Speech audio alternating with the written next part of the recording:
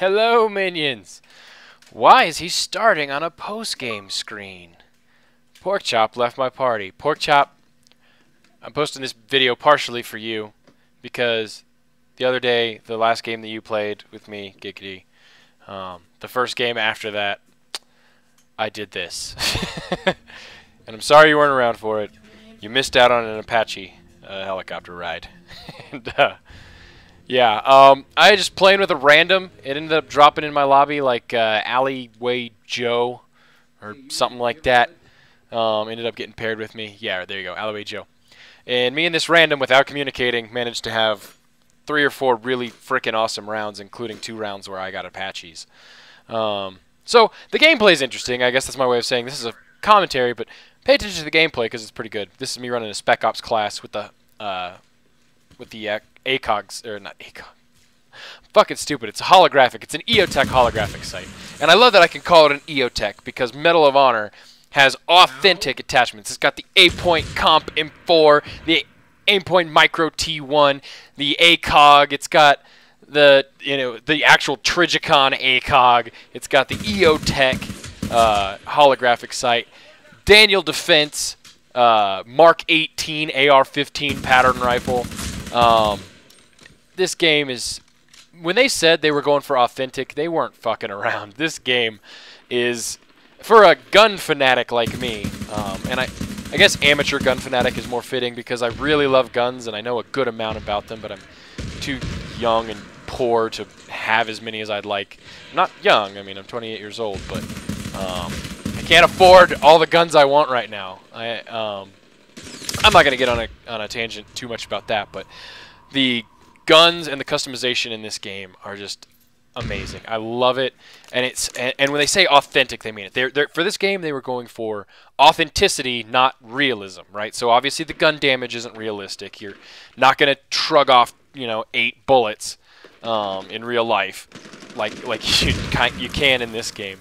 They're going for game balance and playability, but they're going for authenticity in the equipment and what operators, what Special Forces guys would use. And we'll have to take their word for it. I've never been Special Forces. It seems representative, right? But they've been working closely with Spec Ops guys to help develop some of this stuff. I love, like, on the, I don't know if they show it in the game, but they show it on, like, the box art that they're wearing the mechanics gloves, and just, like, I recognize all this gear as stuff that I either have or really want.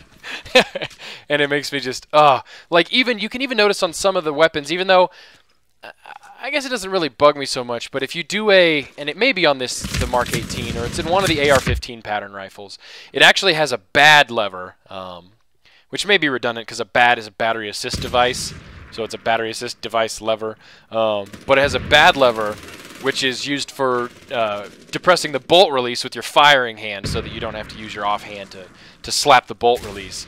And some of the guns actually have that modeled on there. The animation doesn't use it, right? Because using your gun hand, which you can never see, to hit the BAD switch probably wouldn't be as visually appealing. On a tactical reload, when you reload when the magazine's not empty, those are all really correct. And depending on the weapon, I don't know if it's this Daniel Defense rifle or one of the other AR-15 style rifles. One of them, on a full empty reload, they'll slam the magazine in and they'll slap the bolt release with their offhand, which is my preferred way to reload from empty. But there's also one weapon that the empty reload animation is actually slapping the magazine in and pulling the charging handle. And I know a lot of people prefer that as a more, they call it a gross motor skill instead of a fine motor skill, because slapping that small, or really pressing it with your thumb is how I prefer to do it, the bolt release with your thumb rather than slapping with your palm, is more difficult to do when you're under pressure and there's adrenaline flowing than to grab that charging handle and give it a good rack. I prefer the bolt release because I think it's, if you're manipulating a weapon, trigger control is fine motor control, but additionally I like to run, well, currently, I'm running a 6X optic on my AR-15 rifle, and so the scope tube makes it hard to get a hold of that charging handle. But anyway, that's the kind of authenticity that as a gun lover I see in the game, and I just love. And I also love, and I don't know how intentional it was, right? Whether it's just to drag out the animation or what, but when you slam in a magazine from empty, he slams it in, and then he hits the bolt release, however he decides to do it, or uses the charging handle to release the bolt. But when they do a tactical reload, and they're slapping a full mag in with the bolt still closed and one in the chamber, they put it in and they give it a slap.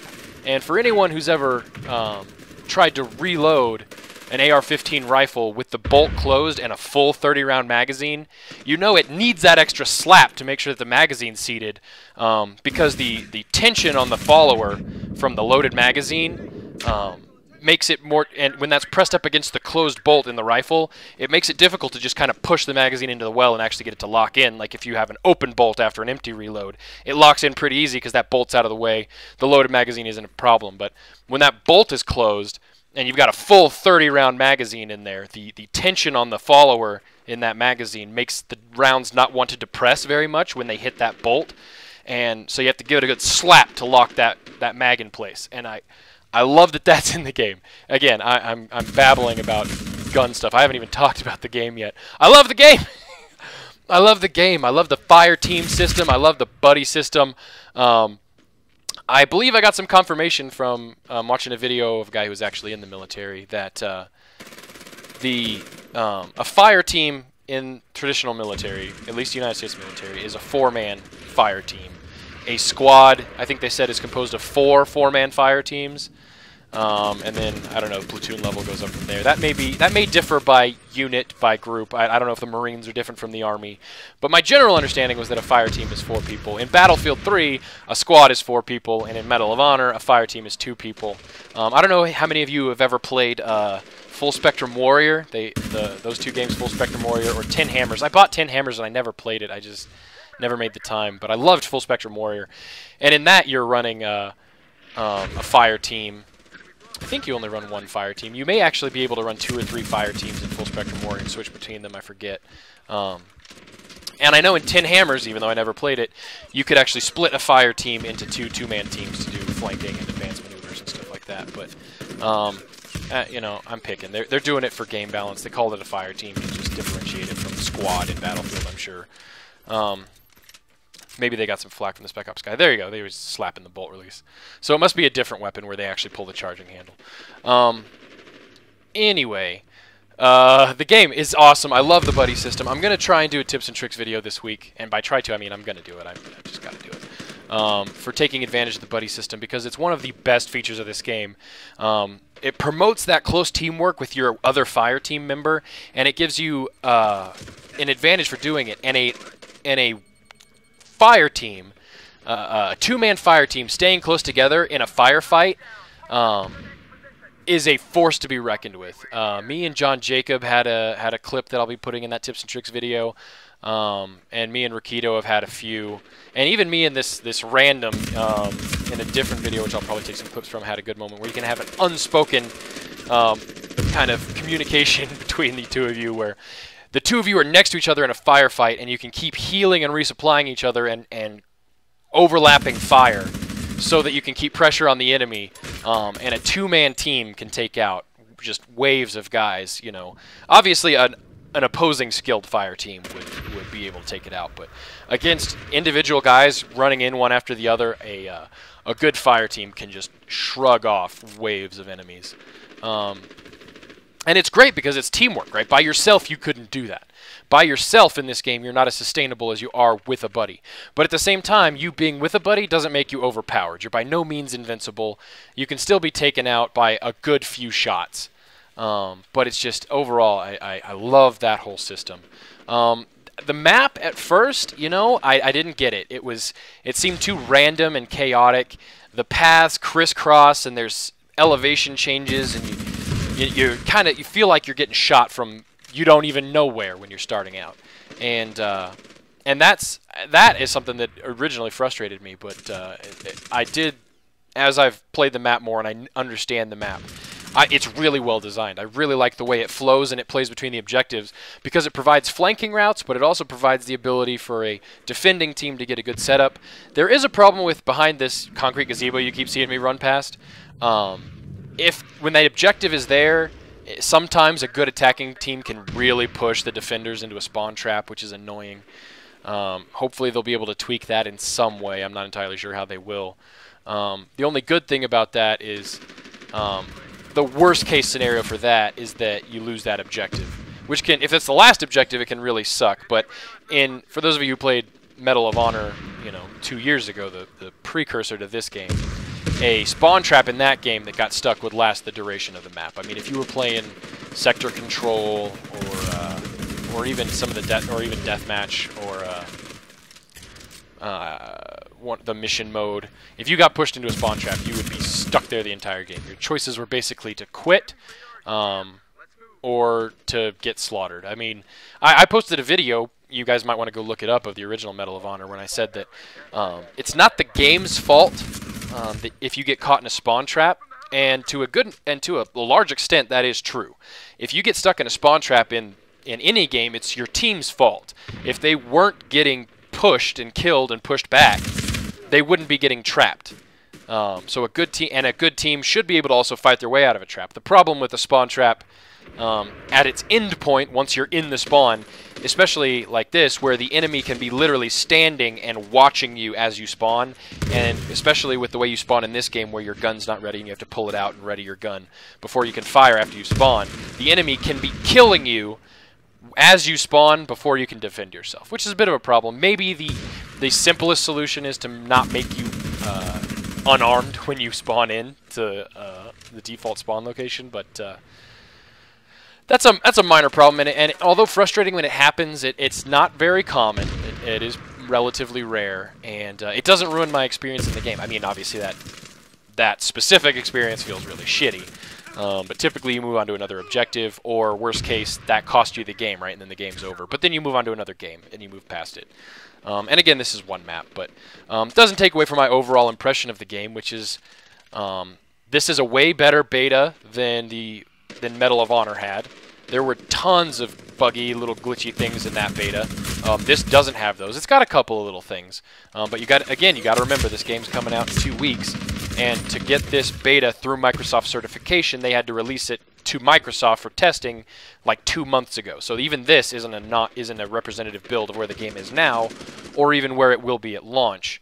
But it's still awesome. It still feels very polished. It feels balanced. It feels really good. The score streaks, they make sense. They feel good. They don't feel overpowered. One that I thought would be kind of overpowered at first glance was the Black Hawk helicopter that the heavy gunner can get as his first score streak, right? It doesn't take a whole lot for a heavy gunner to get a Black Hawk, the kind that people can use as a spawn point, that the person who earned it gets to sit in the gun seat and run the minigun. It's not too difficult to get, but it's extremely easy to take out.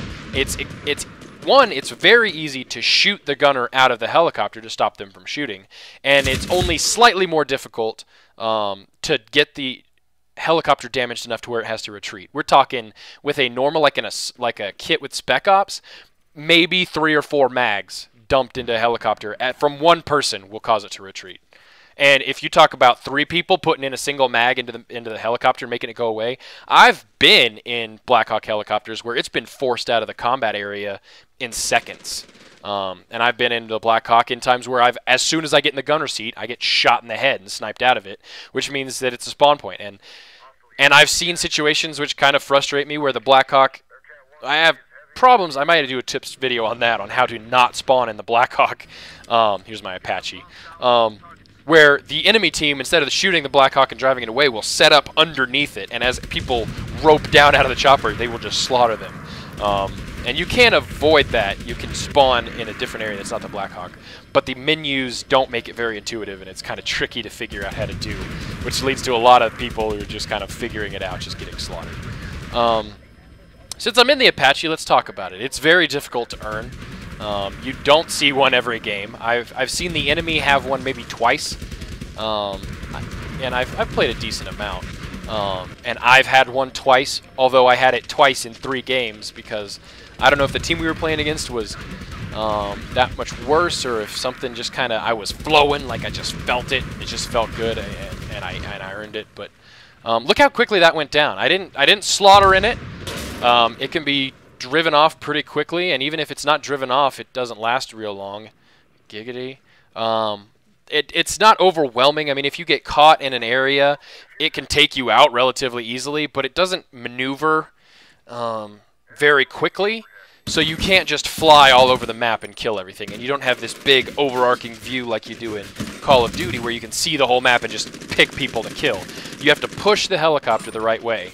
And the way I found out, because I tried it both ways when I unlocked the second Apache, whether you do offensive or defensive, because it shows the head and the tail of the chopper. Your left is offensive score streaks, right is defensive score streaks. If you earn the Apache, it doesn't matter if you call it an offensive or defensive, you're the pilot. You fly it around and you fire the rockets. And your fire teammate automatically gets pulled into it with you, and he's the gunner. So I've never been the gunner. Well, I've been the gunner in an Apache for 2 seconds when Rakito earned one at the very end of a game. And it dropped me into the gunner seat for like 2 seconds. I didn't even know what happened before the game was over. Did I even post that video? It may be in my list of things to post. But so I've never really been the gunner in Apache, but I've been the driver twice, and I can tell you it's not ridiculously overpowered. I didn't feel like when I was driving that my gunner was mopping up too many kills. You saw relatively quickly how much that went down.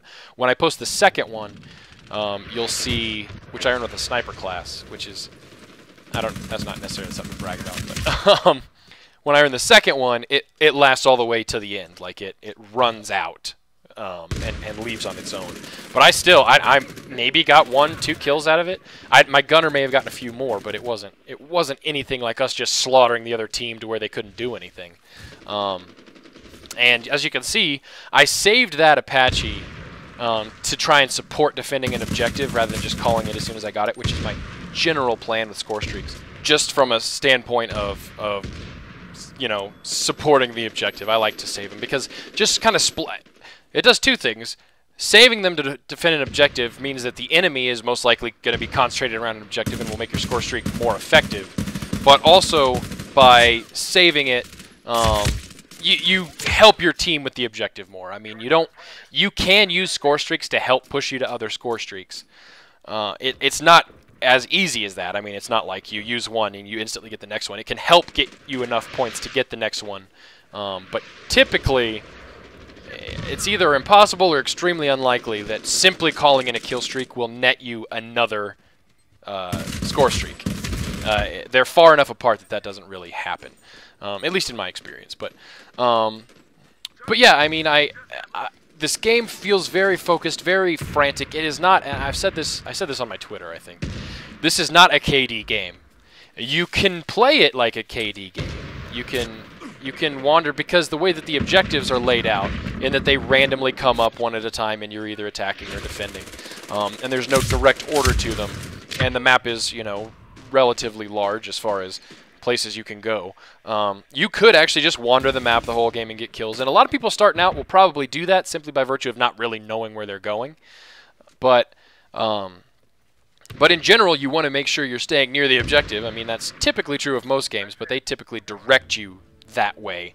Whereas this game doesn't force you into the objective, but encourages you to play it. So, yeah, I guess I ran out of time. I babbled too much about guns. But, yeah, it's a good game. If you have an Xbox, download the beta. It's free for everyone to play. Go to your Xbox Games tab and go under Demos and find Medal of Honor Warfighter. Download it, play it. You won't regret it. For people on other platforms, I'm sorry you don't get the beta, but when the release comes out, it's gonna be a good game. I don't even want to speak to the single player, which is gonna be no doubt awesome.